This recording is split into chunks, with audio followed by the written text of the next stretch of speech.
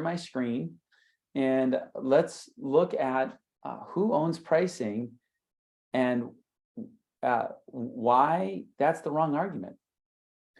Our agenda is, we'll do some introductions. We'll talk about challenges in pricing and packaging. Then we will reframe pricing and packaging as a systems challenge as opposed to an individual challenge. And then we'll talk about ownership and what the meaning of ownership is. And perhaps maybe the meaning of ownership isn't the right word. And we'll have time for some Q&A. So my background is I'm Luke Hohmann. I'm the Chief Innovation Officer at Applied Frameworks and a SAFE Fellow, a former contributor to the framework. I've written a few books. I've made some contributions to the framework. And of course, the new book is Software Profit Streams, which we'll be talking about. My colleague, Melissa. Melissa, welcome. Thanks, Luke. It's such a great pleasure to be here. And I don't have quite as many icons on mine. You know, it's Luke is a luminary. But I also come from the SAFE ecosystem, Agile Marketing with SAFE and SAFE for Marketing. I authored both of those. And I'm currently the co-founder of the Agile Marketing Alliance, bringing agility into the marketing space, and have been in marketing for about 25 years, leading marketing in a variety of organizations. And a personal story for Melissa and myself is that we worked together at Scaled Agile for a while. And it was during that time that we were able to work together on the SAFE for Marketing white paper. And Melissa, I'm sure will attest to everyone that when you're making a contribution to the framework and making white papers, it's not one revision, it's not even 10 revisions. It feels like 1,000 revisions where every word is argued about and in a very positive way. But I would really recommend for those of you who are on the webinar who have not yet gotten the SAFE for Marketing white paper or join the Agile Marketing Alliance, that you really consider that. It's a shockingly good set of resources and a growing community. So I would really like to put a plug in for my colleague on this one. Thank you so much, Luke. And again, thanks for your support in the development of the SAFE for Marketing white paper. You played a pivotal role on both of those things. It was fun. Okay, well, let's talk about challenges in pricing and packaging. What kind of things are we talking about?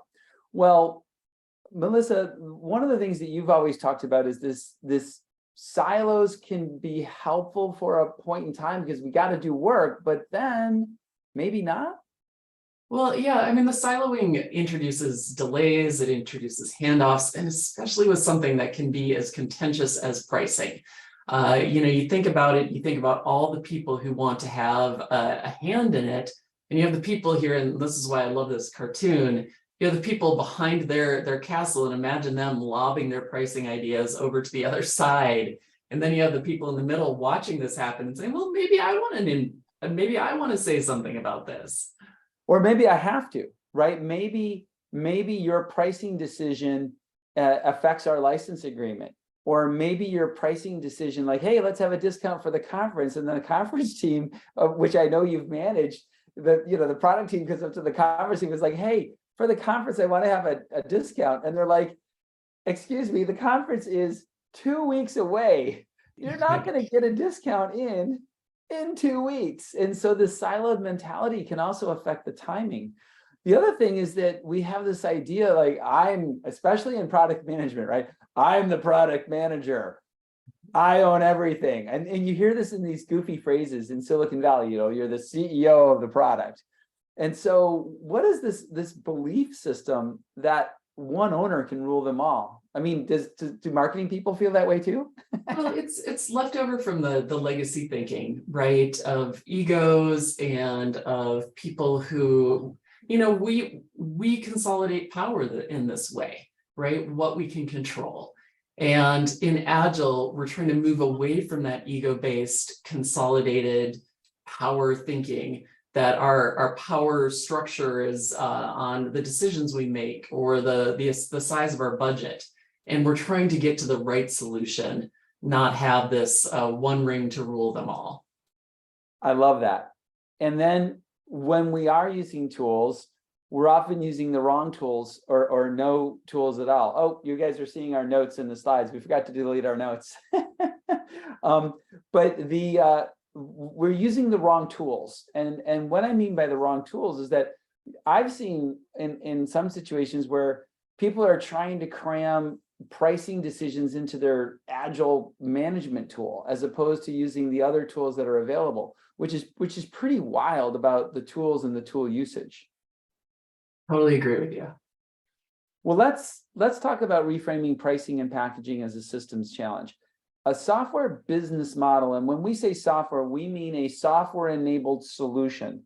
So it could be your credit score report, because software was used to create the credit score. It could be your microwave oven, because there's software in the microwave oven, or your car, which has millions of lines of software code and hundreds of chips. So a software business model is almost any system in the modern world, because of what's happening with IoT and what's happening with all of the software that goes into it, which means we need systems thinking. So we have to make and remake a series of interdependent choices. And I'm going to come back to that in a minute with Melissa. So we start with the customer, and then we say we want to license our software on an annual basis, which means the terms have to be captured in the license agreement. The technical architecture has to enforce those terms. And of course, if I'm in Europe or other places, I might have compliance and data retention. Well, those policies are going to influence the technical architecture, which will in turn influence the software itself, because I have to honor through the software the data my system might be creating. So Melissa, this is a simplistic version of the systems thinking approach. How would a marketeer look at some of these nodes, or what kind of nodes would perhaps even a marketeer add to this notion of systems thinking? Well, I love the premise, and in our pre-chat, Luke was showing me his pen, and he was talking about how transactions used to happen. There's your pen, and he said, when you sell a pen, you transfer that ownership, and you're using the pen as you just, now that other person owns the pen and can do whatever the heck they want to do with that pen. But when we're in these online environments, that we now have a different set of considerations. And what I love about this flow is that we do have to think about things like GDPR. And any business is really a software-enabled business. You've got your CRM back end, you've got your infrastructure that's driving it. And most likely you're going to have some sort of software that's enabling the solution that you're providing. And so you've got to be thinking about all of these things. The things that I would probably add as a marketeer are personalization. How are you going to customize that software for an individual? How are you going to, you've got the technical architecture here to reinforce the terms. That's the terms of the pricing. Who are you going to offer the discount to, for how long? Those are some of the things that as a marketer, I'm starting to think about. Right. And even as a marketeer, how do I communicate the choices that I'm making and the narrative? Last night, I was coaching one of our clients who's in Australia, and they have a very novel AI solution that can identify anomalies in financial statements that suggest fraud. And we were talking about the narrative, the story that his marketing has to tell associated with his particular kind of AI and his particular kind of software. And so I also think of the marketing elements of, well, what's that story? And how do I communicate to the people who care about data and compliance that I have the right compliance? So all of these elements come in. Now, in our world, we evolve a value stream. And for those of you who are not familiar with the value stream, I would advocate going to the scaledagileFramework.com. There's a lot of articles about operational and development value streams and value streams in general. But a value stream just produces value. It doesn't necessarily produce a profit. So when we look at the evolution of the value stream into a profit stream, we think about quantifying economic value. We think about selling through pricing, packaging, and licensing. And then we really look at the economics, because I have to have revenue that exceeds costs over time, not just once, because we want to create a sustainable business. Every business leader I know, they don't want to make one sale. They want to build one business or many businesses. And that means many sales and many relationships. So we have this notion of time and the influence of time in our relationships.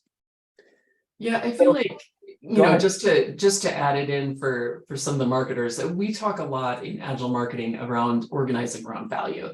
And this notion of organizing around value is more than just marketing, of course, because it takes more than just marketing to deliver that value. If we were to translate that into the parlance of SAFE, it'd probably be in what they call an operational value stream. But I think the notion here is that as you're organizing around value, my takeaways from this slide are it's more than just marketing. And marketers often kind of get these blinders on and just think about the discount or the promotion. But of course, it's broader than that. You've got to be thinking about all these considerations. And, if you're thinking about the P and, we've got the 4 Ps, the promotion part, it's, as you say here, it's not just once, but over time, how do you make that sustainable? How do you set that pricing in a way that is sustainable? That's right. And part of sustainability is, in fact, at times evolving your price strategy or evolving your price structure, evolving your price packaging. One of the biggest flaws that we see is, especially in the world of Agile, and I don't mean SAFE, I mean all flavors of Agile. All flavors of Agile have some form of a backlog. All flavors of Agile have some form of releasing or promoting or creating more value over time. It's in the Agile manifesto. What is challenging is the lack of adjustment of the price. Another client of ours was a startup who had just gotten their A round of funding, and they hadn't raised pricing in 2 years. Wow. And we're like, you've created all of this value. How are you getting back? And they're like, we're just growing. I'm like, okay, but growing is fine. I said, how often have you lost a deal?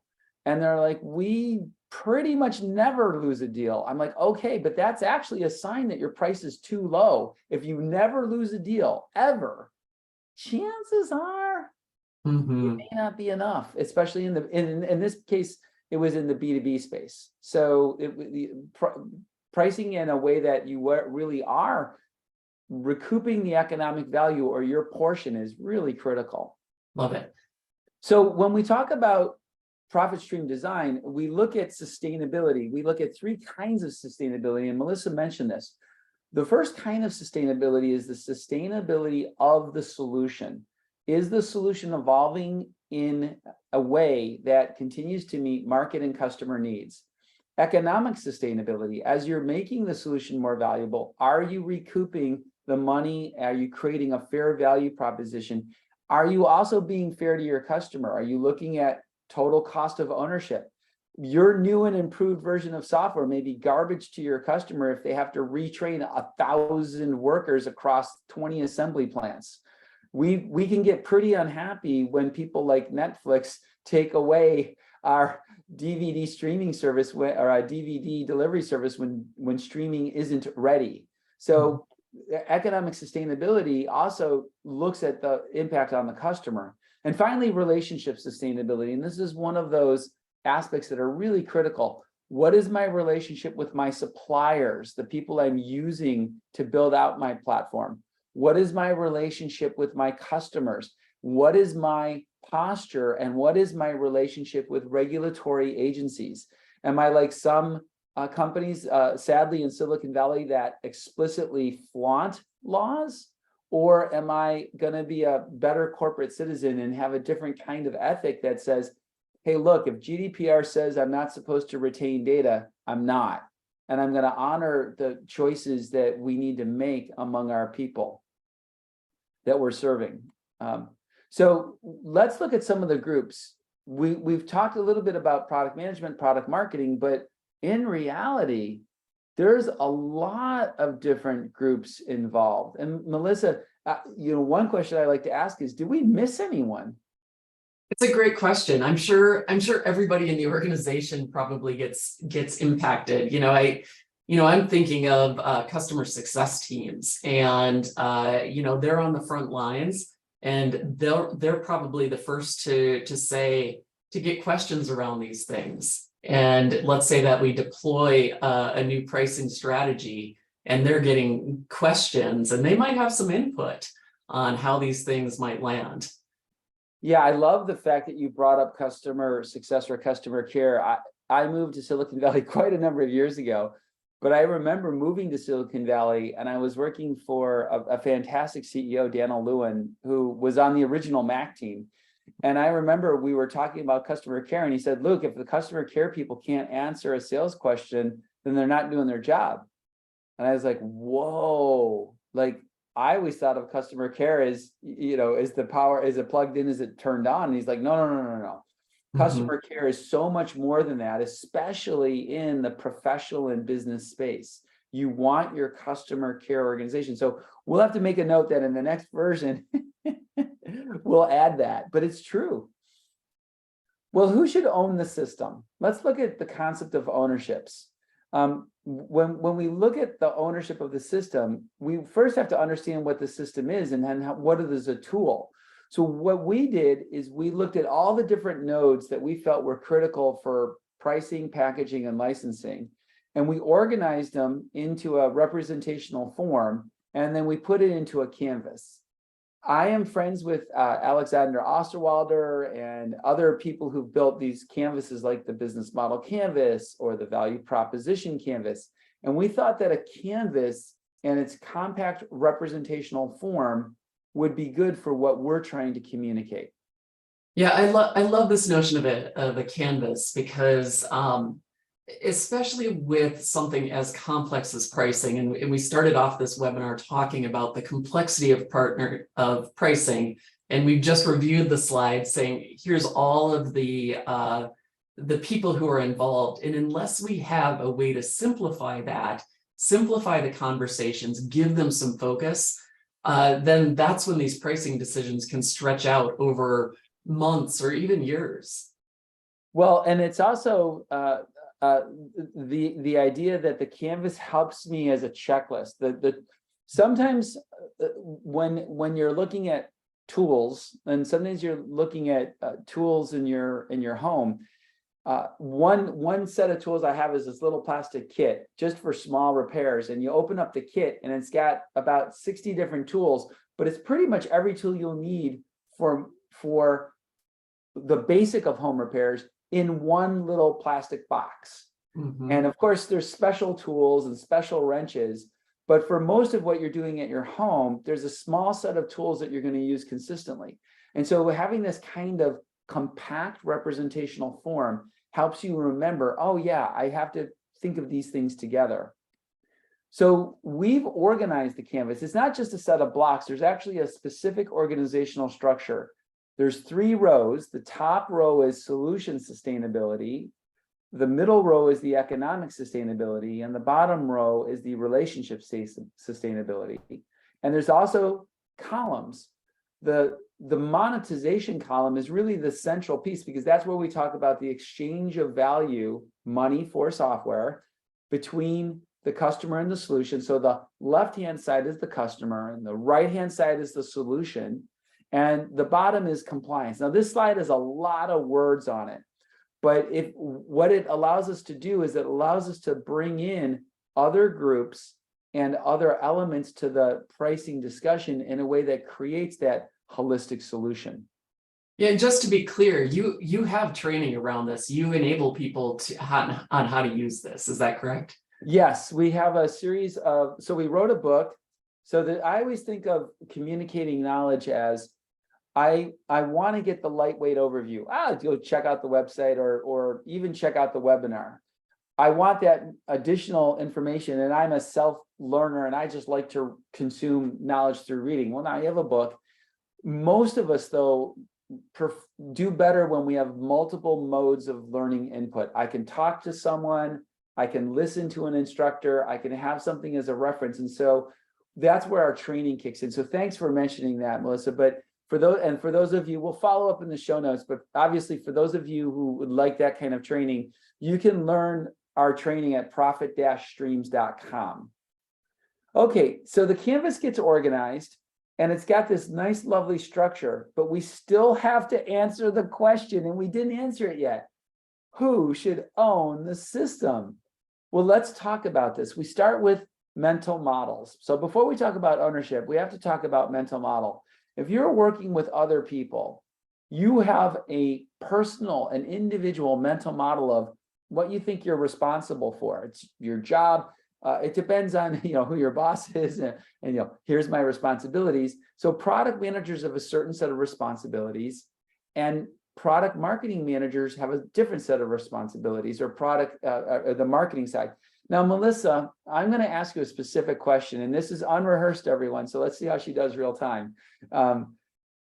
Give me an example of different responsibilities for which there's very little disagreement. Like if you were to go into an average company and say, who owns X?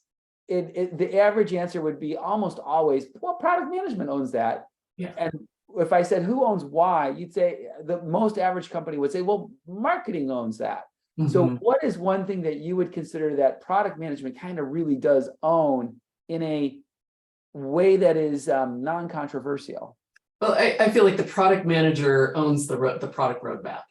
Okay. That's pretty clear in my mind. That would be the evolution of the features and capabilities and kind of maybe the alignment to the market as it's evolving. Okay, I would agree with that. I do think that the actual solution, the product roadmap very clearly tends to be owned by product management. What about marketing? What is something that would be kind of really general agreement that marketing owns that? I think the brand, that one's pretty straightforward. Product marketing or product management is going to be like, yeah, we own the brand. What are you talking about? Yeah, well, of course, the product has to be in alignment and support the brand, but I would agree with you. You know what I thought you might say? I thought you might have said the actual promotion and creative things that marketing does around the campaigns, the advertising. I thought you might go there too. Would you agree that that's another area that marketing pretty clearly owns? Yes. Okay, great. That's good for me to know because that's how we're doing it at Applied Frameworks. Good. But now there's dysfunctional patterns, especially with pricing. Mm-hmm. And pricing is one of those areas where there isn't clear ownership. And so if PM and PMM both think they own pricing, well, they just kind of argue. Mm-hmm. And if PMM and PMM both think the other, like Melissa and I are working, and my mental model is she owns pricing, and her mental model is I own pricing, well, then neither of us is really doing pricing. So someone has to set the price. Someone has to set the price. Yeah, someone has to do it. And so sales is going to set the price, or finance. Now, Melissa, if sales sets the price, what might be a problem with that? Now, Laura is our salesperson. She's going to say there's no problem that there's sales. Yeah. But in the normal world, what might be a problem if sales sets the price? Well, I think you alluded to it earlier, which is that company who is like, yeah, we never lose the deal. Yeah, we never lose a deal. And I get 100% commission. That's correct. And I'm always meeting my sales goals. So what about if finance sets the price? What kind of problems would we see if finance is setting the price? Well, you might have another problem. Finance is going to try and optimize profits potentially. Or I would posit that finance might not have a solid finger on the customer, and they might be missing the market. Yeah, and if they don't have a solid figure on the customer, they don't have if they don't have a solid perspective on the customer, they by definition don't have a solid perspective on how to provide value. And surprisingly, finance will say, oh, I can set the price at this and make a profit. But a true analysis of the value says, well, you could get more. You can charge more. And so we actually find that finance often undersets the price because they hit their number, but that doesn't mean they're actually getting the value or structuring the relationship the right way. Well, I want to, before we move on, I want to just introduce one other concept, which we talked about earlier, which not earlier in this webinar, but prior to this, which is these decisions tend to be more fuzzy in what I'm going to call the messy middle. So when you're a super small organization, it's pretty clear who's setting the pricing or who's making pricing decision. You probably have a strong leader or two. When you are a really large organization, you might have an entire division that works on pricing and pricing decisions. But when you're kind of in this middle ground of either a company that's scaling up or a growing company or just even a mid-sized company, I feel like that's when these dysfunctional patterns start to emerge. Would you agree with that? I do. I think we're naturally talking about this concept of how does the organization evolve. And when I'm thinking about this, I always think about these conversations in the context of, and I'm going to draw on the screen, which I love to do. If we think about it, there's new product development, then there's we actually have our product and we're growing over time. And especially for a startup, when you're in that early stage, you kind of don't have scale. And so one of my phrases is, when you're small, you do it all, because you got to. But to your point, Melissa, as my product grows and maybe I move from one product or solution to a portfolio, now I have to do things like rationalization. I have to make sure I might need to do geographical rationalization. What's my pricing in India? What's my pricing in Latin America?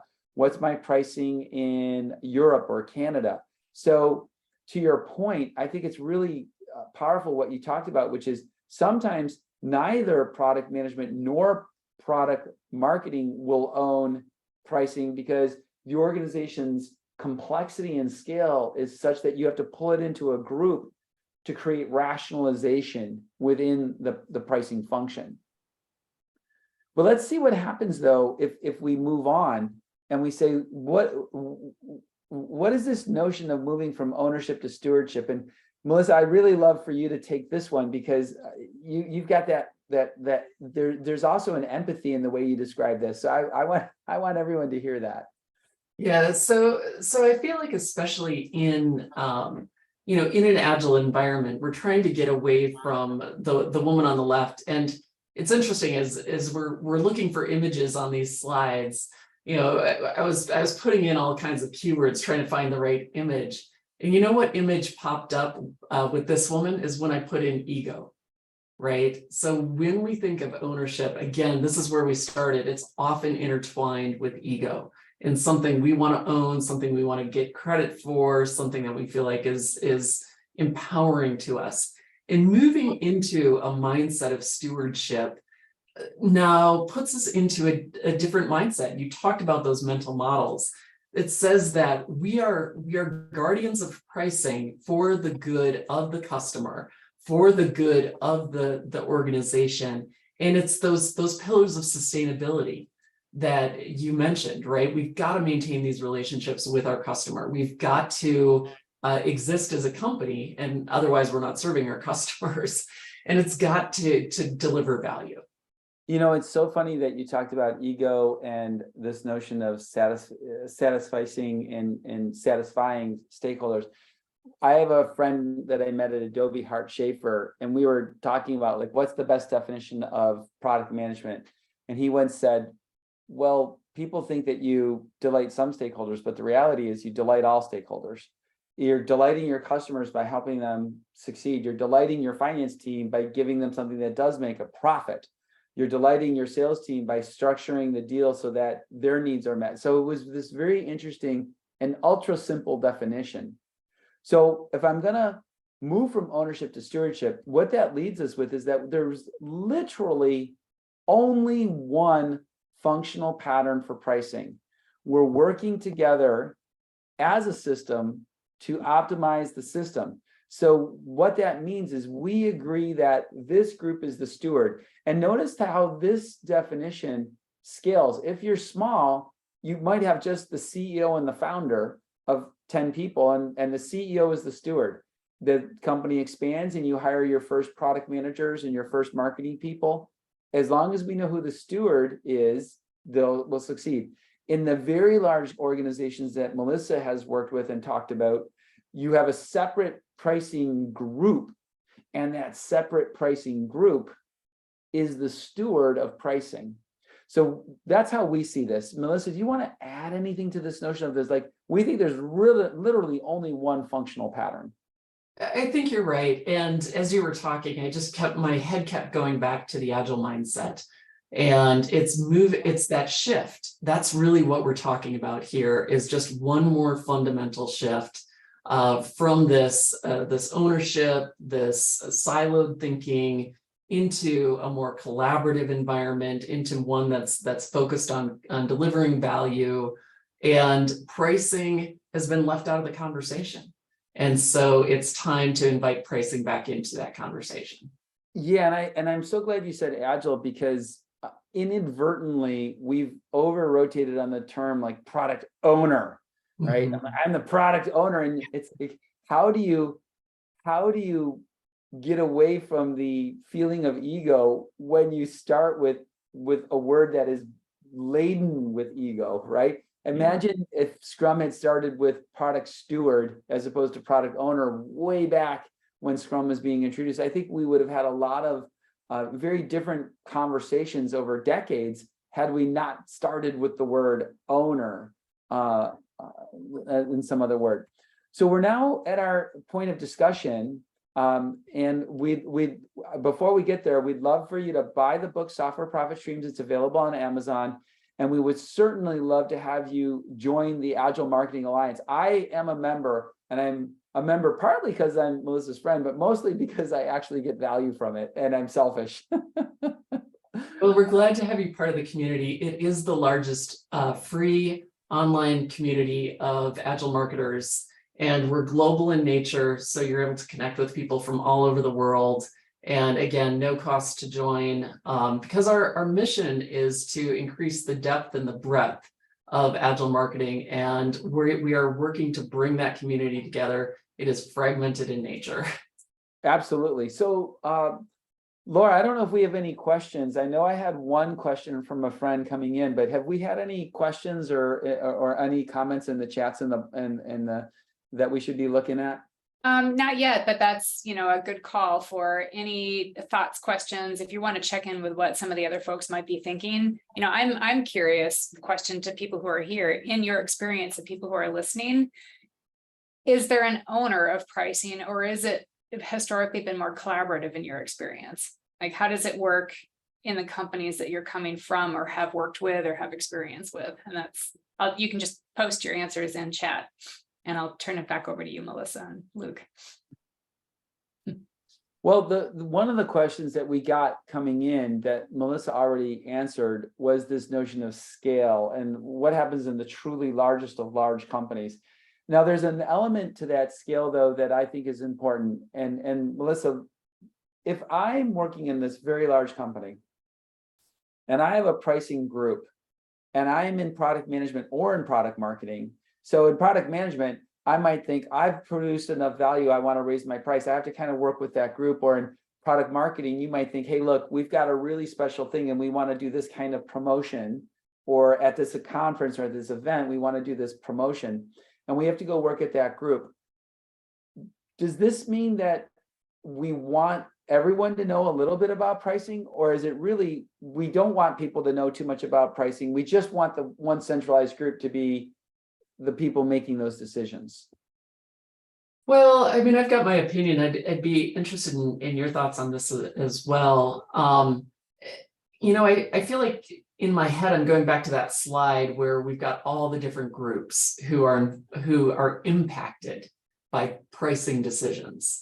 And even in a very large organization, either you've got to have a lot of trust in that centralized group of people, that they in fact have a stewardship mindset, and that they are the ones who are collaborating with all those different groups and functions.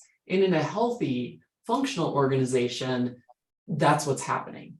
I think there are other large organizations where there's dysfunction, where that pricing group is operating in a functional silo. And they're not necessarily connecting with all those different people who are impacted by pricing. They're making decisions without really understanding the full impact. And then when the pricing is released, there's all sorts of unintended consequences. Yeah, those unintended consequences occur precisely because pricing is a system. Mhm. And sometimes it's something as simple as adjusting a price. And most people think about pricing and they're like, I have to do a price increase. That's not true. Sometimes we explicitly lower a price. And for example, the video game world, when we have a franchise, and I use the Witcher franchise as my example because one of my kids loves playing The Witcher. But it's really interesting because Witcher has 4 games now, 1, 2, 3, and 4. And my son will still play Witcher 1 and 2 precisely because they have a different storyline and the graphics. Yeah, they may not be as good as the subsequent Witchers, but the story keeps him engaged.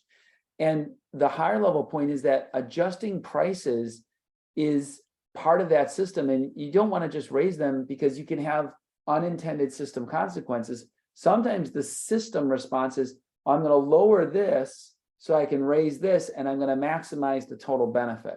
Mhm. And that's different. That's different thinking. It is different thinking. Yeah. I wouldn't mind talking for a minute about go-to-market, because go-to-market is one of those things. We talked about the areas where things are very clear. You know, product marketing owns, or product management owns the product roadmap, product marketing owns things like campaigns and branding. Yeah. Go-to-market, I feel like, is where those two come together and it can get really fuzzy. And if you think about it, one of the pieces and parts of go-to-market is pricing. Yes. Yeah. And so I think that's where, you know, when I put on my marketing hat, I feel like that's where some of the friction can come in. That's where marketers can get surprised that pricing has been set. They may or may not agree with it. The stewardship, the ownership might be fuzzy. And so I guess, you know, if I were to answer my own question and then turn it over to you, you know, it's how do you create the environment of stewardship with a clear owner, right? So we're not suggesting that you don't need, we'll just call it head of stewardship. You know, you need somebody who's able to make stewardship doesn't mean there's no one, you know, making a decision. But keep going. I have an analogy from the software side that we might be able to leverage. Great. So so then the second part of this is getting marketers out of what I'm going to call spreadsheet hell. So even these go-to-market plans, marketers tend to prioritize efficiency over effectiveness. And what I mean by that is you as a marketer probably have a template of how you typically run go-to-market motions. And pricing might be a line in that template. And it's so easy for marketers to just check the boxes off these templates instead of having meaningful conversations. So this is my invitation to all the marketers on the call to really ask yourselves, am I being efficient or effective with the systems that I have in place? You know, I'm going to build on that in 2 ways. The first is the notion of what does a steward do? And in the very famous from the software side book, The Mythical Man Month, Fred Brooks talked about the purpose of the architect in a software system was to provide conceptual integrity over the system's choices. And a steward, in many cases, Fred Brooks's description of an architect was as a steward, where there's this notion of conceptual integrity, of keeping people aligned. And this also speaks to governance. If you drive down my street, every house is a little different, but every house was built according to a set of standards established by our city so that we can safely connect to power and water, and those standards evolve, but there's conceptual integrity. And so I think of stewardship many times as, yeah, there is a person who helps keep us together. They keep us in conceptual integrity.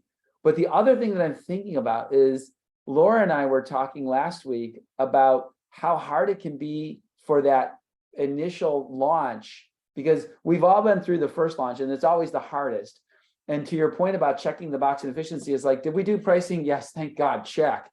Right. And then Laura pointed out that sometimes people don't change pricing because it was so hard to get the pricing done the first time that they don't want to revisit it. So Laura, I'm going to rope you in on this one because you were bringing up some pretty great comments about sometimes and people just don't do it, and yet they should, even if it's hard, because that's what we have to do to get the system optimized. Well, even when I was thinking about that comment, it's, if it's something that whether companies should do it more frequently or not, if it's something that's done every couple of years in a concerted way, I can guarantee the team members are different people than who did it last time. Right. So every single time you do it, it's not that you even have a bunch of muscle memory. People come and go. They don't stay in the same roles. They may not even work for the company anymore. And so how it was done in the past, the organization may not even have good muscle memory for it. So I think in that conversation, Luke, you were talking about how, in a really effective roadmap that, yeah, Melissa, you pointed out that the product management team owns the roadmap. Well, in that roadmap, there's a cadence of revisiting and reanalyzing kind of the pricing decisions that are made. And if that's made really visible that we do this on a cadence, may not be every 2 weeks, but it's certainly more than once every 2 years, then the organization builds the memory and the skills on how to do it, even if some of the people on those teams evolve over time. So any other questions? I see maybe one or two, and then we'll finish in a timely manner and get our attendees back into the workforce. Yeah, well, there's a couple in Q&A. If Melissa and Luke, if you want to just take a quick glance at those, there's 2 in the Q&A, so maybe we can take both of those. And then I'll take a look at the chat real quick to see if there's anything else in there. Yeah, so Anthony has a great question, and he's positing that really pricing is set, and I think it aligns with what we're saying here. Pricing is based on the value current clients are receiving from the solution product. And it's when people value what you value and they believe what you believe, then price is a byproduct of those two things. And when they don't value what you value, then price will be the point of focus. So what I'm reading into that, Anthony, is basically you start to compete on price when people don't value, when you haven't aligned around the value you're delivering and a belief system. I would agree with that to a point. I do feel like at some point, there are different personalities just in the world, right? There's all kinds of personalities. And there are some people who don't feel victorious. And some people, some cultures, don't feel victorious until they've negotiated a discount or until they've hit a certain price point. So I think it might be a little bit more complex with that, but I do like what you're sharing in terms of once you've got that alignment around the value you're delivering, you're aligned on the belief system, price becomes much less important. Luke, what are your thoughts? Well, actually, I agree and disagree. So what he said is what he wrote here, and it may not be what he meant, but what he wrote was, I'd say that pricing should be set based on the value current clients are receiving from your solution or product.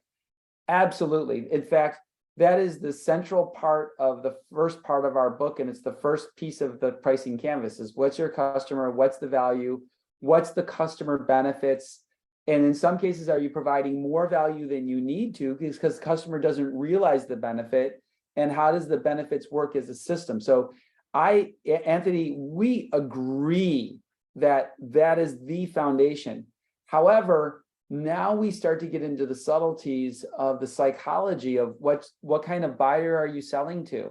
Are you selling to a value conscious buyer or a convenience buyer? And when we look at that, you could argue that there's also part of benefits, but one of the biggest mistakes we see that software enabled solutions make, or the product managers make, is they overweight functional benefits or tangible benefits, and they underweight intangible benefits. And an example of this is one of our customers is Fullcast, and they were talking about how they compete with Oracle. And all they kept saying to us was, well, we're not as feature rich as Oracle. And after a while, I just said, look, if you're not as feature rich as Oracle, then why are you in business at all? By definition of what you just said, you should fail, and yet you're growing great. Why are customers buying from you? And then they started telling me, well, we're easier to work with than Oracle, and our pricing terms are more flexible. And when a customer has a problem, our customer support and care team tends to answer their questions more effectively according to the feedback. I'm like, great, all of those intangible benefits matter enough that people are choosing you. So now how you put a price on that isn't always so straightforward. Is that worth $1,000 a month, or is that worth $3,000 a month? That's where pricing, I still think it's a little bit of it can be complex.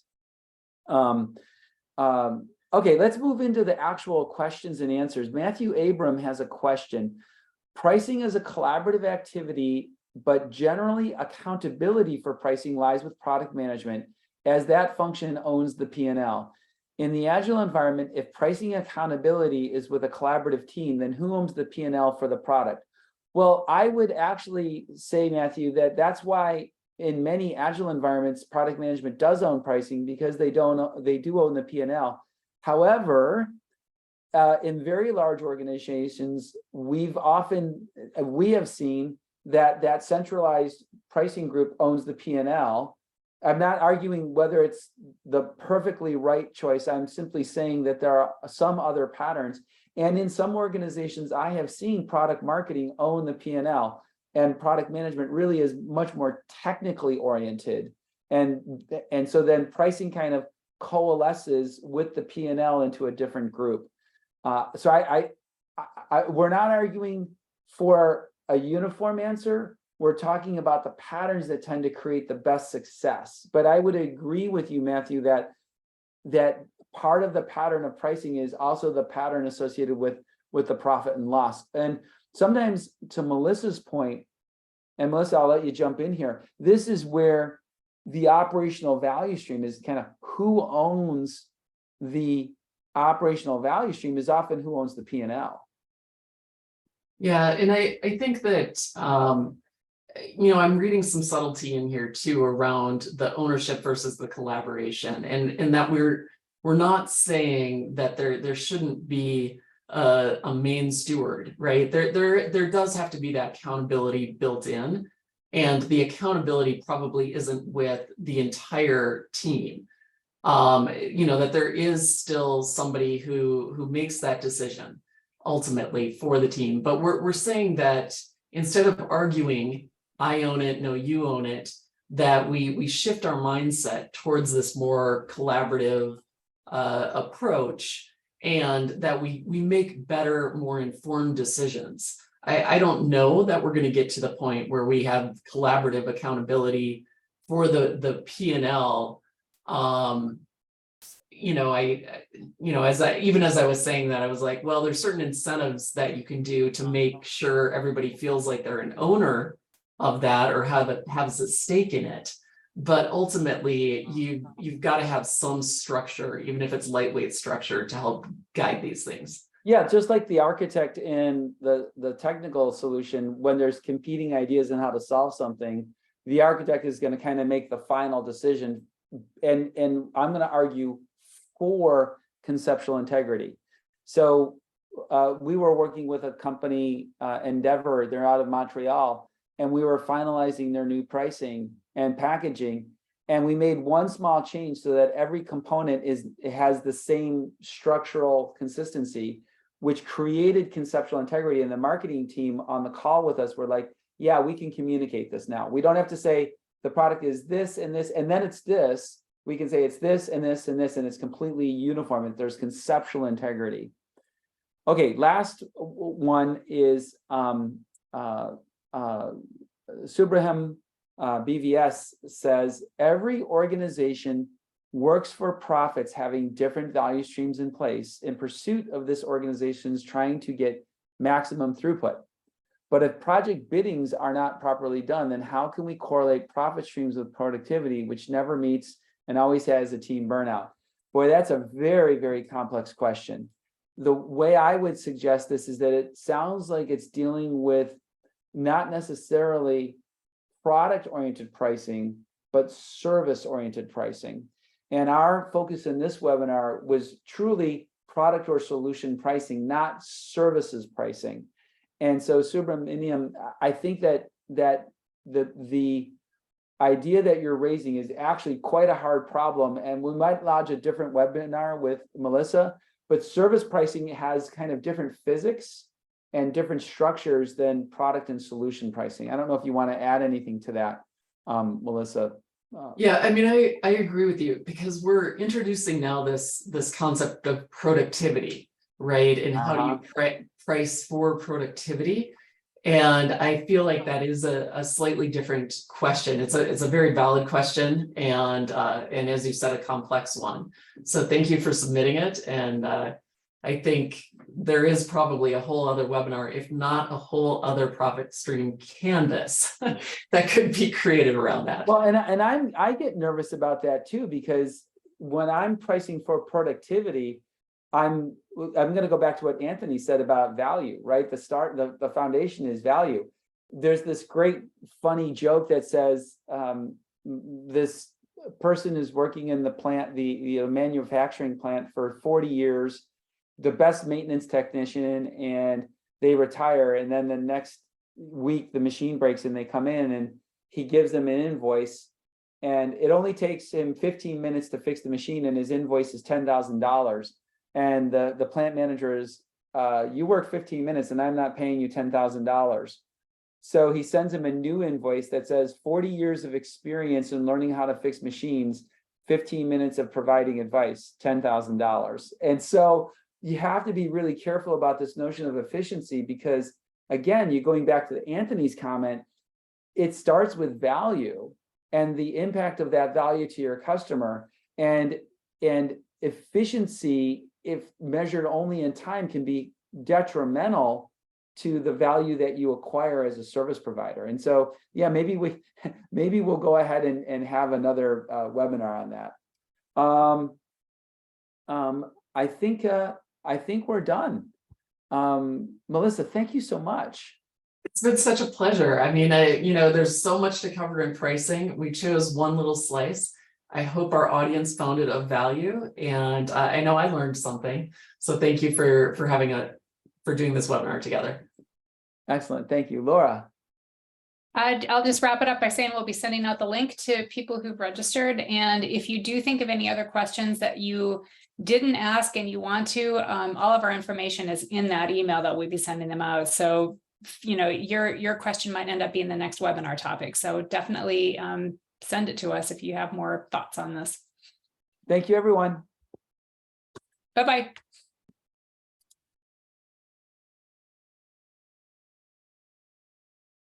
All right. All right, good. Have a great day. We'll do a little editing and get it out. Sounds great. All right, take care. Bye-bye.